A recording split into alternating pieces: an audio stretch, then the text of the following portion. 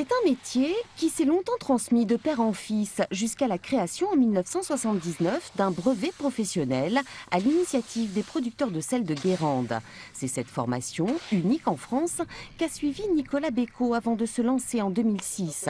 Depuis, il exploite à Arcenré 150 aires sonnantes et produit en moyenne 100 tonnes de sel par an. On est plusieurs jeunes à être arrivés il y a une dizaine d'années sur l'île de Ré pour relancer l'activité salicole.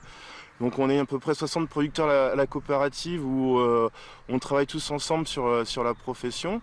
Donc aujourd'hui on aimerait être un peu plus pour pouvoir redynamiser l'activité. On a une population de sauniers qui est quand même vieillissante aujourd'hui, donc il faudrait un peu rajeunir cette population.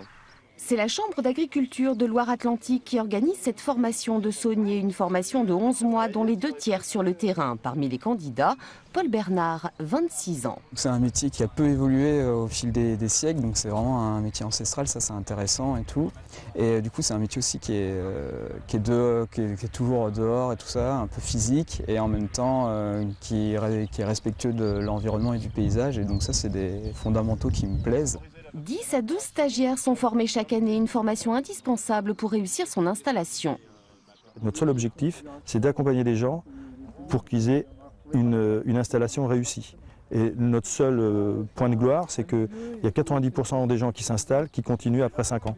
C'est l'expérience qui montre que la formation est un atout dans l'installation. Et les débouchés ne manquent pas, ne serait-ce que sur l'île de Ré, il y a aujourd'hui 480 hectares de marais salants. Il en reste autant à défricher et à remettre en état.